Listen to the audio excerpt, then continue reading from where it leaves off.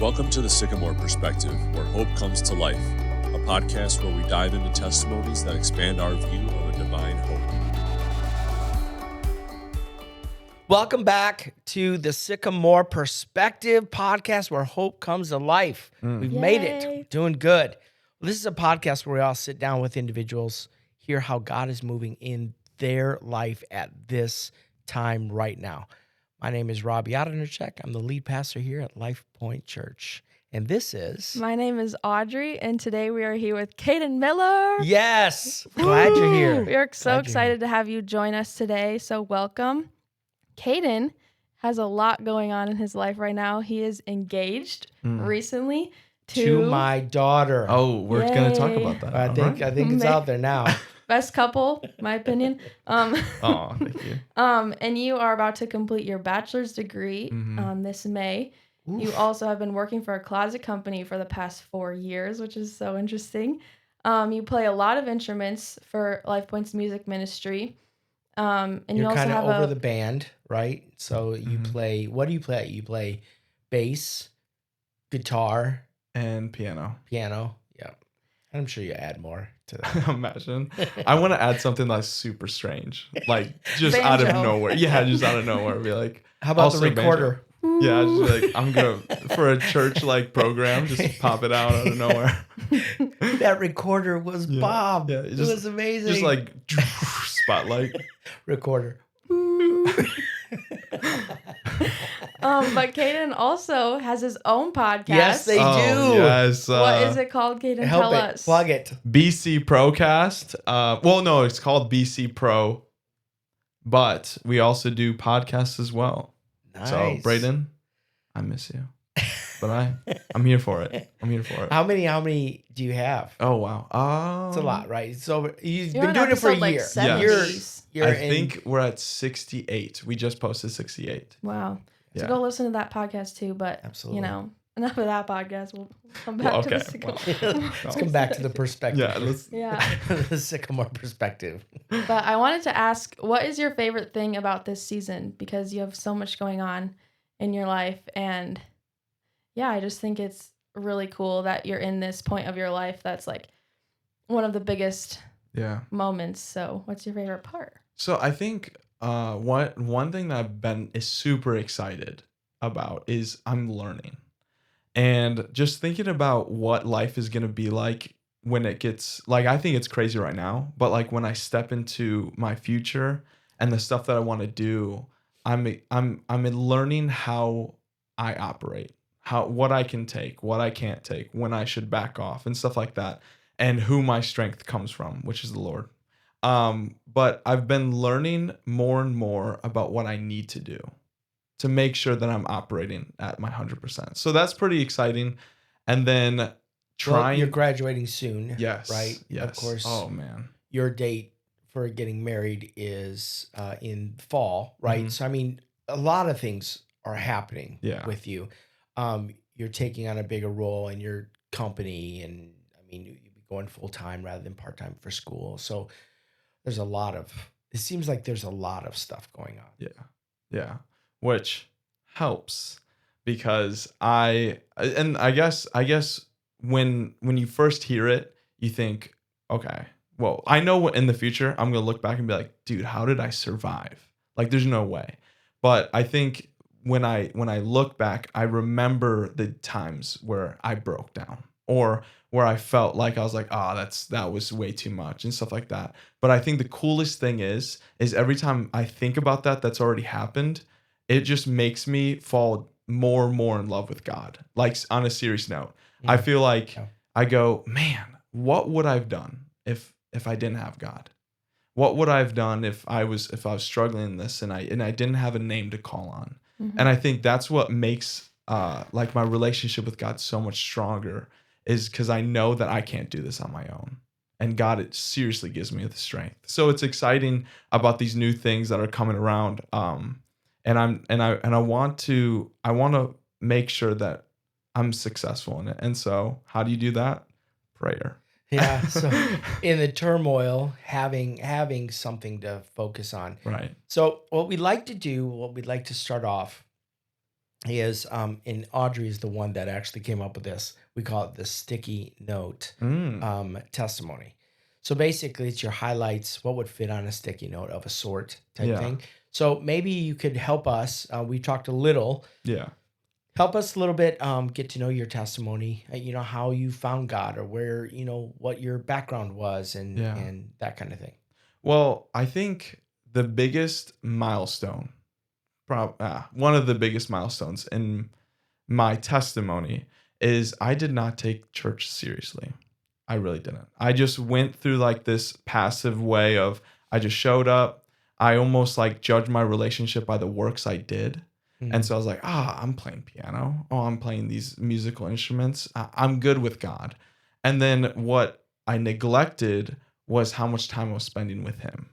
And so I like sat back one day and I was like, man, why am I struggling so hard? Like I'm doing all the things I need to be doing. Like if there's a checklist and then I stumbled upon the verse where it says that you're not going to be judged by your works. What is that again? Yeah, that's a good verse. That's a great verse. It's in the Bible for sure. It's somewhere there, and I love it. Probably Romans. It's probably is Romans. But I remember I was like, man, it isn't about what I'm doing in my life, but it's about who I'm doing it for, but who he is. And so I found this desire to grow, to learn more about God, to learn his heart, to learn what he truly cares about, which is your heart and like loving people and stuff like that. So that was probably like my biggest testimony is learning to desire God. So did that happen in like your teenage years? Obviously you grew up in church. Yeah. When did that happen, that moment? Probably right when I graduated high school. Okay. Where I learned that I had so much free time and I wasn't like filling it with anything except for like watching YouTube, which is not good, and stuff like that. And I learned it very, very quick because what I've been doing in my life, it comes on so fast. And so I realized that I was not with him. And when you're with him, it's seriously like when the storm is there, everything else is settled in. Yeah. And then one of my other testimonies that really I hold strong to is when my pride fell. And so the Bible does say that pride comes before pride comes before the fall. Mm-hmm. And so I did not think that was serious. But let me tell you, the Bible does not lie. And I remember there was this time where I was so angry and just like super frustrated. I thought I was the best person. I thought all this stuff.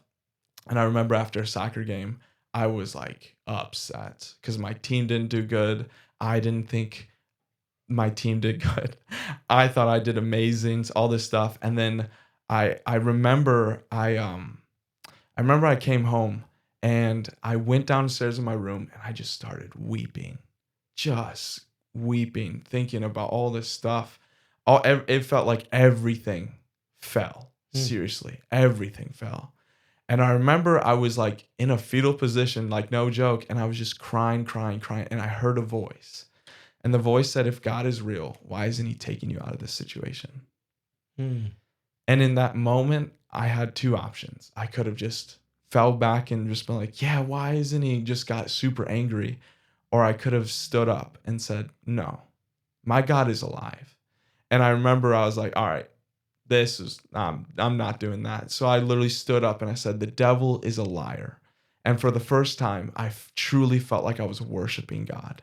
And I raised my hands and the weeping started to become joy.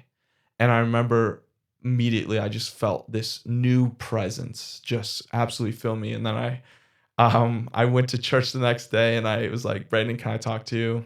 We're tough guys. And we went to the office and I just broke down and I said, I need to change. And that was like the biggest thing where I felt like I could love people for who they are and not what they do. So in that moment, you realized that it wasn't you that made the world better. It was God that made the world better. And that voice was speaking that, no, it's you trying to take away your faith. Is that what I'm hearing you say? Right. Oh, that's powerful. Yeah. It's powerful that we can have those moments where God has just stepped in a weird way, where weird, not weird, but in a way that's abnormal Right. to what is normal, seemingly, and he puts everything in really in perspective. Yeah. Right. Yeah, that's powerful. And I think what's so cool is because some people that grew up in church may think, oh, I don't have a testimony. I don't have something to speak about. And I'm truly thankful that God has put me through trials, because I see them not as fire that came down on me and discipline and stuff like that. What I see that as is I'm adding things to my arsenal. And the Bible says that your weapon is your testimony. Mm. And so I'll take hold on. Hmm. I'll take the weapons that are given to me. Not that I'm not asking. Here we go. Yeah. But I see it as like, man, I'm very thankful that I have these stories to tell. That's powerful. Yeah. I love it. I remember the first time that you shared that story with me, and it spoke to me so strongly, because pride is something that is very sneaky and sneaks into a lot of motivations, and sin that we experience comes the root of pride.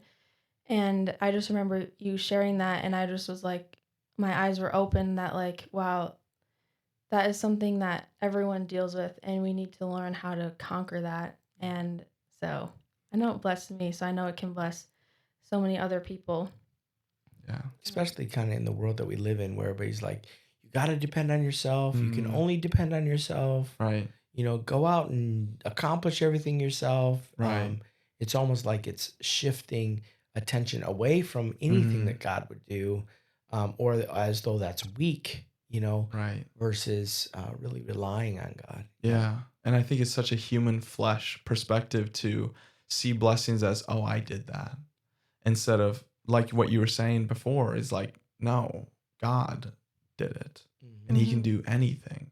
It's not by your will. It's not by your works, but it's only by God. Yeah. So it's cool to see that. It's cool to see Bible verses, whether it's good or bad, come to life in your life. So I'm very, very thankful for it. So that changed the trajectory of your life. Oh, yeah. That moment. And then what did you begin seeing happening, unfolding? Well, what I saw that the people around me had like a different, image in my mind.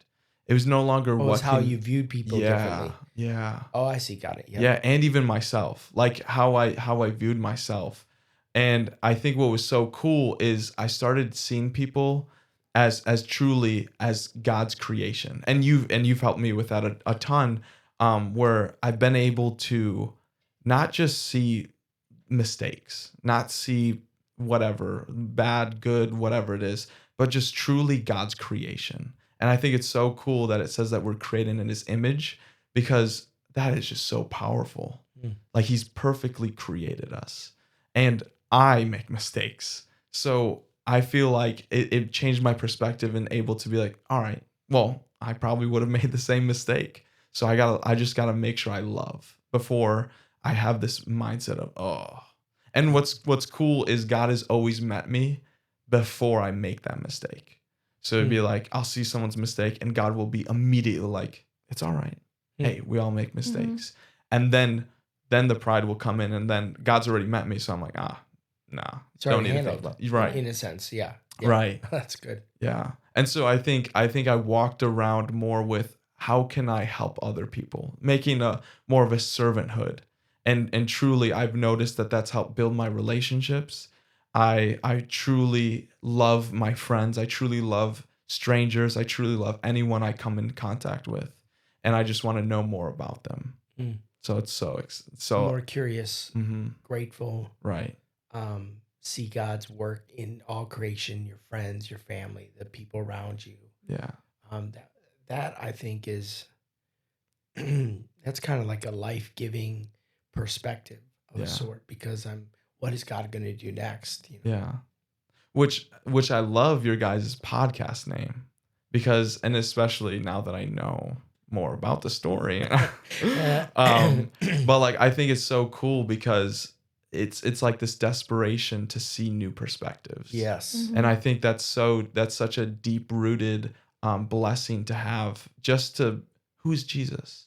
Wait, okay. Yep. I ain't gonna see it from where I'm at right now. And it's almost like I need to. It's not like, oh, well, if I see him, that's whatever. Or if I Right. don't see him, it's what. No, I need to see him. So I'm gonna come from this perspective. So I love your guys' podcast name. That's so well put. Write that down. What we need to use that. That's good. No, but it is. I'm gonna watch I it. need to. Yeah. I like that part. It's like I'm Right. pursuing a better view of God or a different, like a greater view. I love that. Yeah, absolutely. It's interesting that we use the sycamore tree in part because it has some of these qualities about it. So there's this story in the 1800s, George Washington, the Battle of Brandywine. And there's a sycamore tree in that area. And it grew to be 300 years old. But what happened at the Battle of Brandywine, they looked at the sycamore as a place of hope. Oh, really? And so when I think about Zacchaeus, getting up in that tree, he was opening up a door for something else. Yes, I said it right. That's It's not crazy. Zacchaeus? No. Well, there's a debate, but There's a there's- little bit of okay. a debate. All right. We digress, but it's just that. Not only that, that sycamore trees, they actually flourish in urban environments where there's pollution. It actually helps clean the air. They're resistant to pollution. So it's kind of interesting. That's Some of the crazy. reasons why, after we kind of began looking at this story and everything and thinking about this podcast, then we started looking into what the tree kind of means. It just kind of stamp of approval, on what we're doing. So Whoa, that's and crazy. it's made for climbing, so it's really tall, but also the branches are made in a way that you can climb it easily. it literally helps the climber to go higher in the tree. I need to plant one of these in my backyard. I need a sycamore tree. Go plant Yeah, a it's gonna start sycamore with, like, tree. yeah. Yes. That's good. That's good.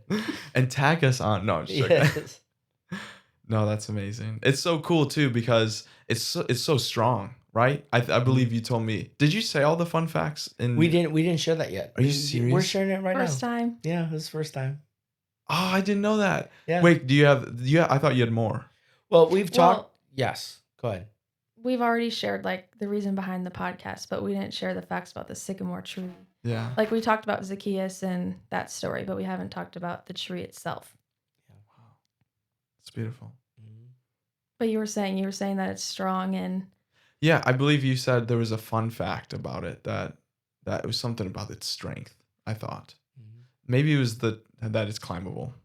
Yeah. Well, no, the resistant to the pollution, and it is very strong. It, yeah, absolutely. Yeah. It's good. Could you use it for anything? Like, are you able to like build houses? yeah, probably. make it the strongest house in the world? That would be great. I don't know That'd be anything awesome. about wood, so not sure. Well, so we have you here because Mm-hmm. we want to know what God is saying to you or what he's doing right now in your life. And the whole point of this podcast is to bring hope to somebody that might be listening or watching today. So has God been talking to you about anything? Is there anything that you feel that you would want to share? Yes, actually. I think the biggest thing that I feel like he's teaching me is it's not negotiable, yes, to not read his word.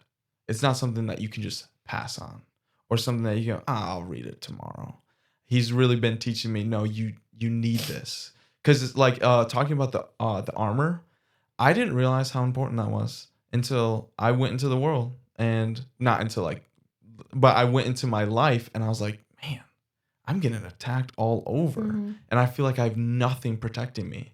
And I felt like God has been like, just spend time with me and you'll see how I can protect you, how I can be with you. And I think what's so cool is I'm reading through 2 Samuel right now. And it's cool to see David. It's cool to see David. Yeah. Daniel's awesome too. Daniel's awesome. Do you guys know about Daniel? I get to that. Like, but David is so cool, and I think what's so amazing is he's never stopped loving God. From what I've been reading, right? He's never stopped his relationship and growing deeper with him, spending time with him, and I think it's so cool because you get to see how things that would destroy just a regular fleshed human being, just seeing how that could like absolutely rip them apart. God has been like, I got you. Yeah. Just be your son coming after you, your own people trying to fight you, all this stuff, like your kingdom being taken away from you, but God is still blessed. And what was crazy, so this is actually a cool thing that I just read. It was with Absalom, and he now is like, all right, let's fight these people. Let's go fight, and let's go find my dad. Not find, kill my dad, sorry. And so he's like, all right, let's go over here. And so he crosses the Jordan, right? He crosses the Jordan. And what's cool is he was advised to go deeper in the wilderness and go through. And I think in our minds, we're like, okay, that sounds like the opposite of what we should do. Why would we go deeper in the wilderness? Why would we go into a place where it's more scary or more traumatic or more of a thing that needs to, that's not good. And what's cool is in that chapter, it talks about that they go into it and they get blessed. They get food, they get donkeys, they get cattle, they get everything. And now what happened is they went through this wilderness and now they're suited up and now they're ready to fight. And it was because they passed through that they were able to get to this place where someone could help them. And I think that's just crazy because sometimes I go through the wilderness in my life and I'm like, man, I just want to be done with this. Is there a shortcut? Is there a sycamore tree I can climb up and see where the shortcut is? Yeah. But God's like, no, you haven't learned yet. And I think that's what's so beautiful about God is he isn't just going to leave you of where you're at, but he's going to help you get to where you need to be. There's movement. Yeah. Yes. Yeah. And so he's like, all right, so for example, for me, you can't do this life by yourself. So read my word because I am the word, and read it, and I will be with you now through your whole, not saying that he would leave you before, because I thank the Lord all the time that he has not left me yet, but he's like, read me and I will be with you. I will cover you. You are reading the good news that I've never left you, that I'm going to come back for you, that I've always been fighting for you. And I think it's so beautiful that you just take this time out of your day and you go, God, this hour or this 30 minutes or this even 10 minutes, this 10 minutes of my busy life, I'm choosing to spend with you. And God will honor you and meet you of where you're at. Kind of a checkpoint. Yeah. Right? Hey, I see where you're at right now. Yeah. I'm going to help you out. Let's regroup. Let's get a little bit of peace. Let's take another step into the direction that I have for you. I've got something for you. Know that I'm here. Feel my presence. Right. You'll feel some comfort. Yeah. I think that's true. It's like almost like this cape or this blanket that you're able just to carry around. Yeah. You're like superhero cape. You know what I'm saying? I love superheroes, by the way. Absolutely. I think it's really interesting that you brought that up because there's a lot of things that you said that reminded me of when I was reading last week in Chronicles. And I have not studied this chapter or this book yet. But I've read it. So I was watching the Bible Project video to kind of remind me of what I was about to read. And it was so cool listening to this video because it was just talking about Chronicles, and Chronicles was written centuries after the return from exile, and it was kind of summarizing all of Jewish scripture, starting from Adam all the way to the hope of the return from exile.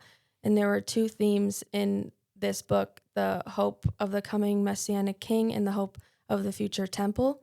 And First Chronicles talks about David. And in the past, I've kind of like skimmed through Chronicles because I'm like, I just read about David. Doesn't matter.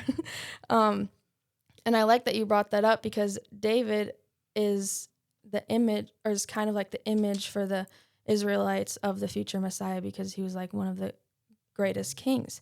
And so that gives them hope. And then also Second Chronicles talks about the generations of kings that came before them, the good ones and the bad ones, and it helps them learn from their past to be better in the future. Wow. And then it ends with the hope of Cyrus saying that Israel can return from exile, but it was written after they had already returned from exile. So it's talking about when Jesus is restoring Israel. And they quoted that Chronicles is a story in search of an ending. And I thought that was really interesting to bring up in this, like with you, because there's a lot of people who are waiting on a promise and waiting on something, who are in that wilderness and have walked through that, and they don't see the end and they don't see what's coming.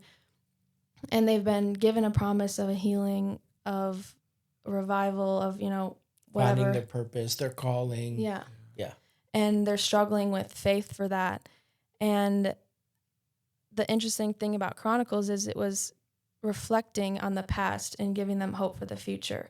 And the next day I was reading a devotional literally within less than 12 hours with this exact same message, talking about how, like, Abraham, and when he was sacrificing Isaac, he reflected on his faith because he was given that son and they were 99 years old. That's impossible. So God did that so he can do this. Yeah. And then also, like, beyond the biblical stories, like, we forget how much God has done in real time. And when trials show up, like you said, it's our ammunition for the future. And we can use that to help someone else go through it, or to have hope for our own selves. Yeah.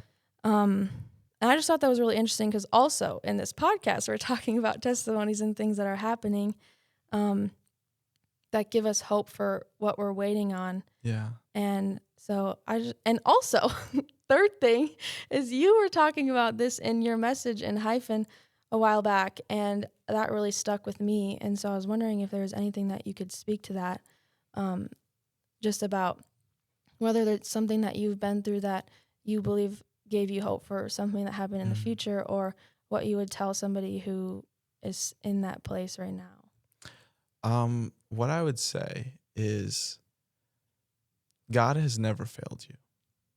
He's never stopped loving you. He never stopped caring about you. He never stopped looking at you. And I think when I've looked at my past and I've gone to those moments where I was like, where is God? Why isn't he helping me out? I think it's truly, he's building faith in my heart, in my mind. And I love the verse that says that we aren't supposed to live life not by sight. I am so sorry that I can't quote it perfectly. But like we're not supposed to live life by sight, because our sight is so flawed. Mm-hmm. Like, literally, what I found was so crazy is Samuel, right? Greatest prophet, like, amazing, like, wow. And he, like, God goes, yo, your sight is kind of messed up. Not saying like, yo, your sight's, he didn't say that, right? But he was like, it's not that guy. Yeah, paraphrasing. Yeah. Like, when he's like trying to find trying to find the new king of Israel, he immediately looks at the tallest, brightest, good looking one, and he's like, no, that's got to be him. But even that, like, our eyes are flawed. God's like, no, I look at the heart. I look at this. I look at, you know what I'm saying? And so he's trying to build faith inside you. And I know that there's sometimes, I remember once where I was looking for a car, and I was like, oh my word. It was actually kind of crazy. So my car, I used to have this awesome car. It was a Ford Mustang. A Mustang. It was not good. Okay. It was horrible. It sounded so loud. It was like a lawnmower for the streets. That was tragic. Everyone knew I was coming to church. So, and that was late. But also, didn't it, like, not break or something like that? Or, like, no? Oh, yeah. Oh, man. Yeah. So anyways, that car was not cool. Yeah, it didn't break. Actually, 2 of the calipers broke. So oil wasn't even getting to where it needs to go. So it wouldn't clamp. So I was literally on, like, driving with momentum, or braking with momentum. Miracles. The Lord has been so good. But there was a time where I had to fix that. And then I luckily got help with that, and then got it fixed. Now that was sold. Now I'm down to this van, my mom's van. Now that was cool. I didn't look cool, but it was cool. And I remember, they're luxury. Yeah. They are. Those vans. Heated seats. You never forget your first heated seat. Yeah. But I remember that car was sold, or that van was sold, and now I had nothing. and I had a job, I had school, I had like so much things that I needed to get to. And I remember I was like, what in the world? This is not the situation I need to be at. And I remember I was praying, and God didn't answer right away. And I was still like, man, I gotta work in 2 days. I need you to come in. But literally it was like God was like, okay, you need to stop looking. And so I went, and so what was crazy is, I went to go see a car, found out that it got sold. I was like, man. And so, but they're like, there's this car, but it's, we'll put it on wait, but it's probably gonna get sold. And so I was like, man, I cannot do anything. And so out of nowhere, God brought a miracle. And I remember God was like, just wait. It's not gonna happen today. I was like, it needs to happen today. But he's like, and it's not gonna happen today. You don't understand, God. Yeah. God, you don't. No, I got some stuff I got to do. No, but it was like, it's not gonna happen today, but just trust me. And in this moment of feeling like I need to do this, I kind of need a vehicle, but I have nothing to get me to point A to point B. I can't do anything right now.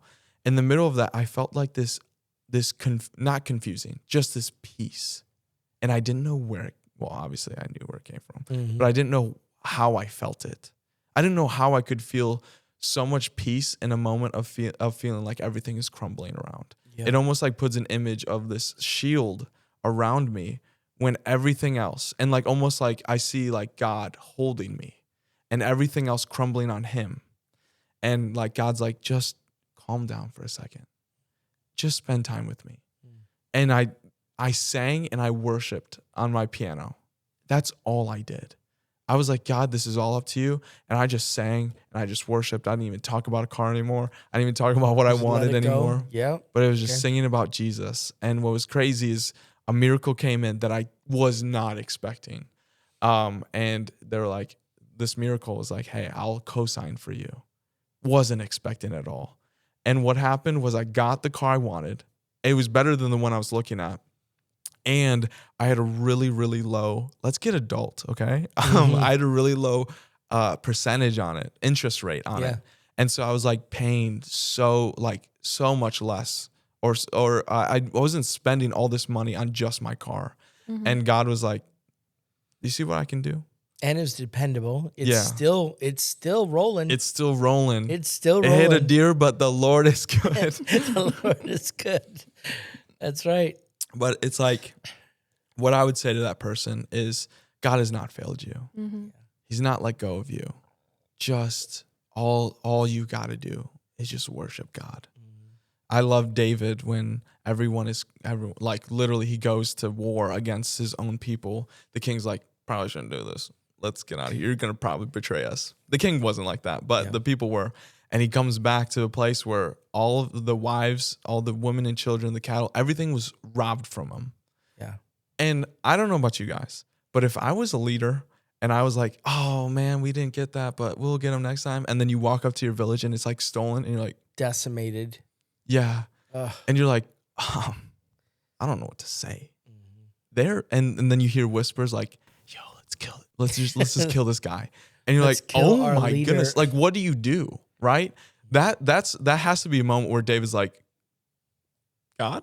Yeah. Are we good? You know what I'm saying? Like, this has to be a moment where you're feeling like the fire is hitting. Well, listen, there are people out there that they do feel that they are an enemy of God. Right. Yeah. You know, that they are trying to do things right, but they just feel like everything's going wrong. Right. They can't seem to get ahead, and they're fixating on it now, and it's impacting them. And so there are those people out there, and they don't know what to do. So it's interesting that in the midst of that, I don't want to steal your thunder. Go ahead and share what David did. Oh yeah, and he was just like, he removed himself from it, and it said that he refreshed himself with the Lord. Yeah, and I thought that was just beautiful.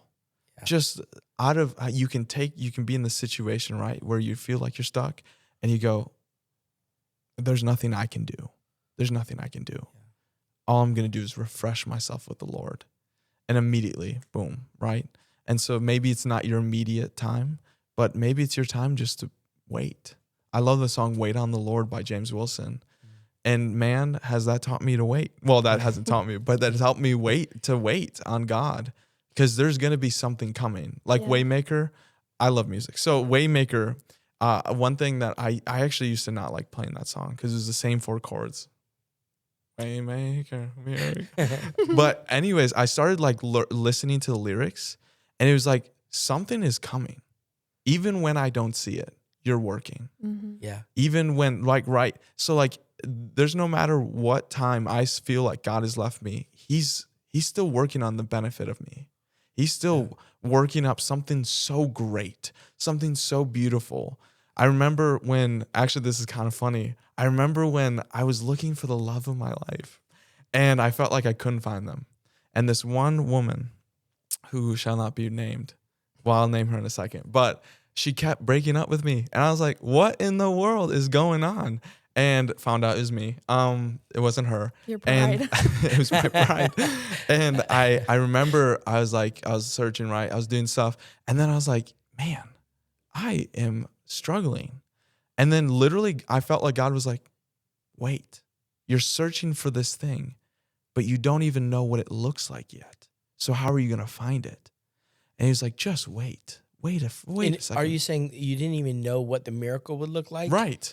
So how can, that's a great point. Yeah. How am I supposed to know what the blessing is? Or That's so what am I good. supposed to look for if I don't even know what it is? Sometimes we just want to get out of something so Yeah. bad Right.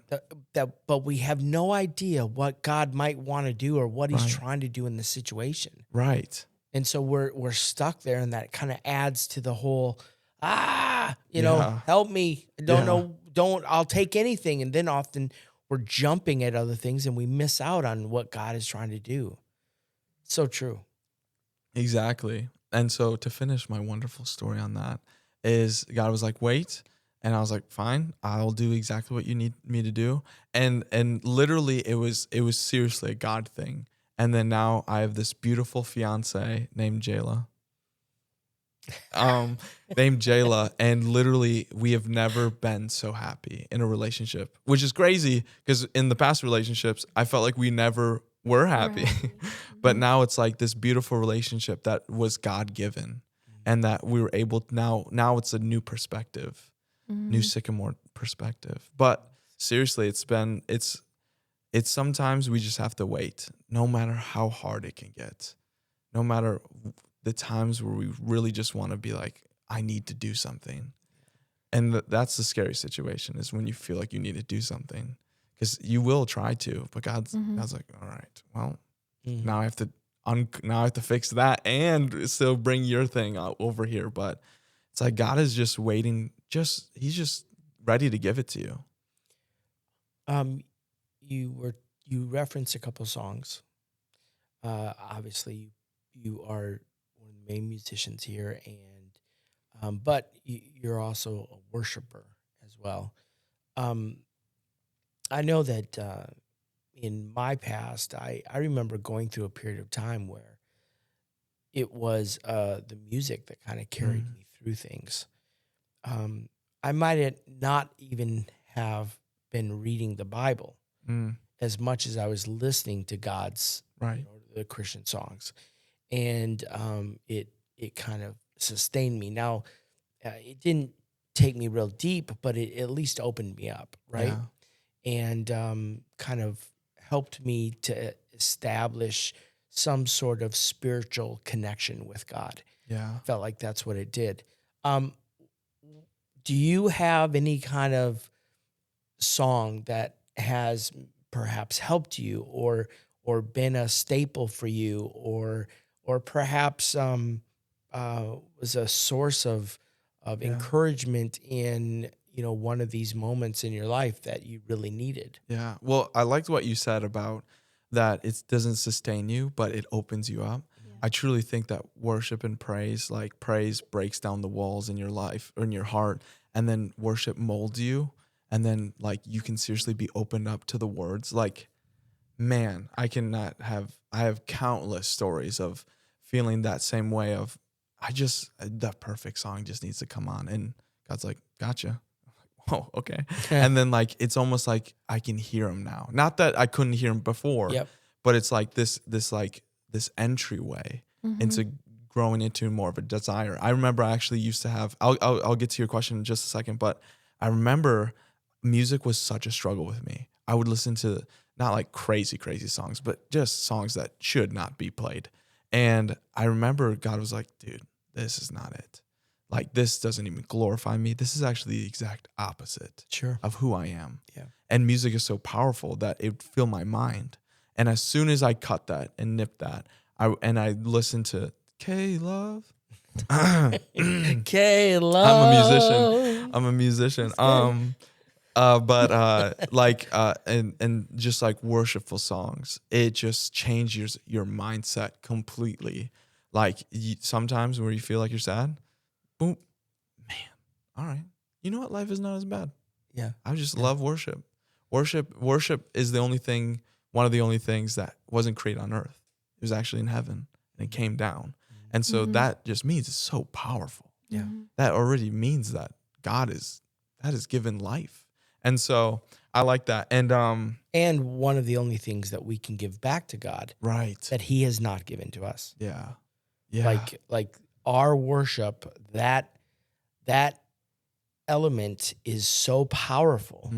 Right. I mean, we join with the angels who sing, around the throne. I mean, it's something that He's given me my breath. He's given me my health or lack of health. He's whatever the issues that I have, whatever gifts I have, He's given it all to me.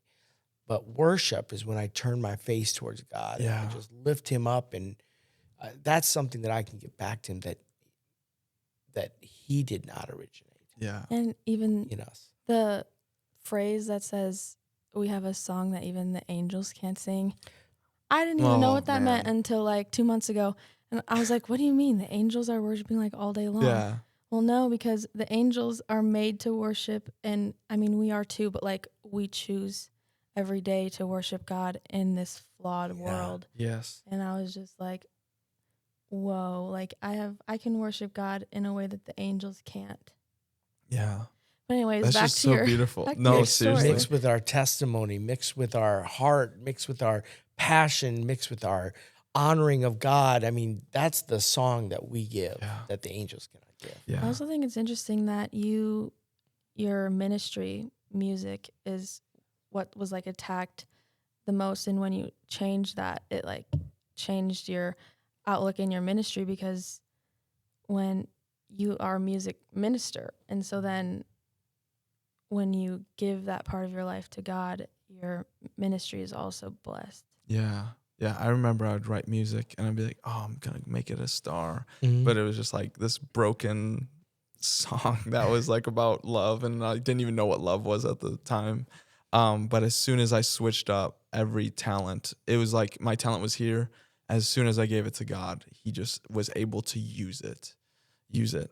And to answer your question about songs that have helped me or things that like just truly just touched me, I think it's very seasonal. Like I remember Gratitude, the first time Gratitude came out. Yeah. Man, I was raising my hands every chorus. Mm-hmm. Just every single time on cue. I was just on it. Yeah. But and I would weep and I would cry and I would feel the Lord. But one song that has always stuck with me is What a God. And Amen. it's dude, oh man. If I could just go about this song, the bridge is what gets me every time. I could just be chilling. I could just be praising the Lord. Mm-hmm. As soon as the bridge comes on, done for. And this is the reason why. Well, first of all, who's What a God by? SCU worship. SCU worship. Perfect. Oh, got it. IBC soon though. Oh, Yeah. okay. All right. There you go. So what's cool about it is it's just talking about what a God, right? How He's just been so good. Who and like the first lines, this is the first lines. Who thought you'd find me at my lowest place? Who thought you'd feel me in the crowd? Then the next lines are, who knew you make good of my mistakes? You're nothing like I thought you were. You're better. And then and then the bridge, and if I start tearing up, it's because it's so good. But it's, if the highest place I reach is at your feet, then I've done it all. If the best thing that I've seen is your glory, then I've seen it all. Your love has changed my life, forever satisfied. God, you are my everything. And I think this is just so beautiful because it's like, it's what God gives us. Yeah. And that's the best thing. If the best thing that I've seen, if the best thing that I've been able to hear is just your words, then I've heard it all. If the best thing, and I love my favorite line is, if the highest place I reach is at your feet, because that's all that matters. Just being as close as you can. And I love that it's like washing of feet, right? It's just being a servant. It's just being like this place of, God, I just want to be by you. I don't need to see your hands. I don't need to see. If the closest place I get is at your feet, then I've done it all. And I think it's just so beautiful because it just speaks to this small mindset that humans have, that it's, I didn't even know. I don't know about how good you are. I don't know how you could love me through who I am. And I think that's like some of the pride, right, that I have had, where I've been like, God, I've made all these mistakes. Why do you still love me? To the point where I've been like, God, why are you using me for these things? I don't deserve it at all. Yeah. But God goes like, who told you that? Who said that you're not worth it? Right. And it's almost like, I'm sorry. It's almost like we make up these things, or something tries to get in between the relationship with God. But God goes, there's nothing that can separate my love from you. We literally tell ourselves a flawed story, a story that is a lie, according to God's word, and how he sees us and how he looks and how he's pining after us and how he's reaching for us. And we begin to create all of these stacks of a reason why there's the space between us. And how many people are there? How many people think that their God is so far away that he can't even? I love that lyric you said about, excuse me, how he saw me in the crowd. Yeah. Wow. And the one, if I feel your heart but never see your hand, like if you're waiting on that miracle and it never happens, God's still good. He's still faithful.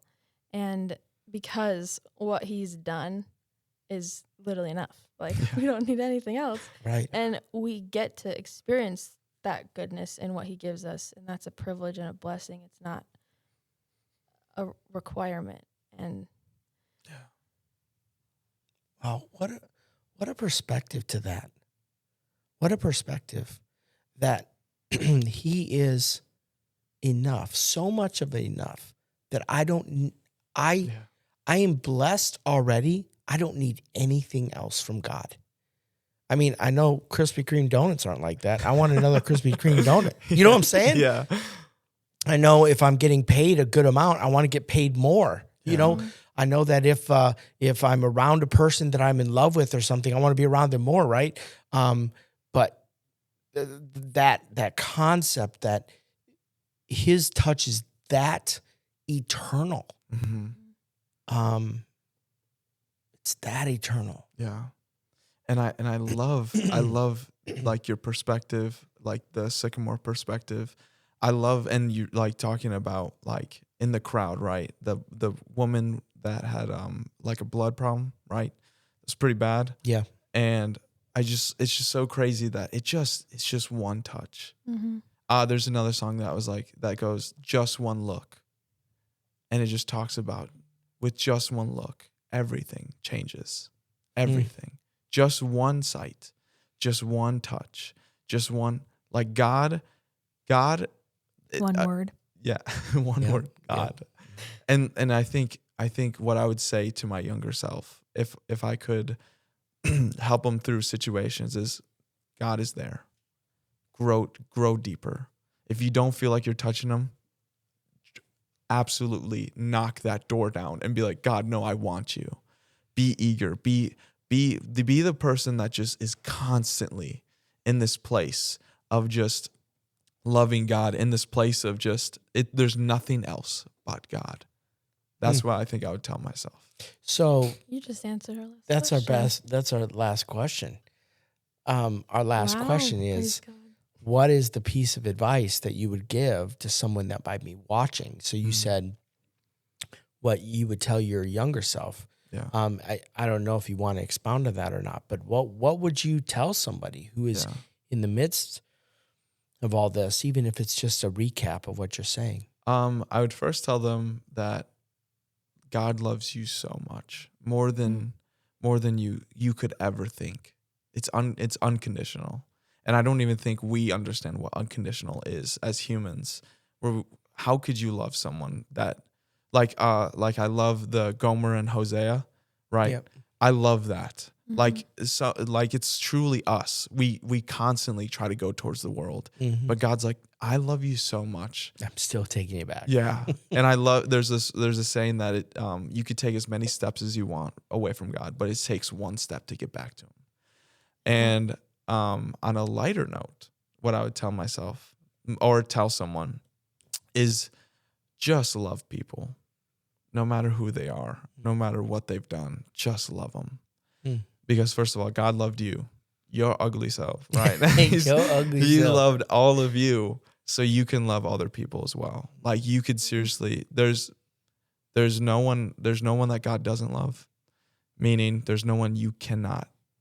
There's not someone that you can't love. Yeah. If that makes sense. Yeah. And I would just say, be a learner. Yeah. Learn everything you possibly can. And when you're done learning, learn again. Learn again. I like it. Wow. Well, good. Well, thank you. Thank you so much. You just hit so many good things. Yeah. Yeah. Right. God, Well, thank you so much for being joining us. Well, thank you for having me. Yeah, we're so glad to have you on the Sycamore Perspective. I mean, we just finished another episode. This is great. We hope the conversation inspired, empowered, and emboldened others here that are listening to live out hope for their own life. Thank you again, Caeden, for joining us. Oh, thank you for having me. Yes, we're so glad to have you be a part of it. Thanks for sharing. Of course. And thank you all for joining us as well on this last episode. We hope you have an amazing week. Catch us next time. Yeah, you guys are doing great things. Thank you. Thank you. All right. Hasta, Bye. everybody. Thank you for listening to the Sycamore Perspective. If you were inspired by today's episode, please share our podcast with your friends and family and follow us on Instagram, TikTok, and YouTube. Join us next episode, where hope comes to life.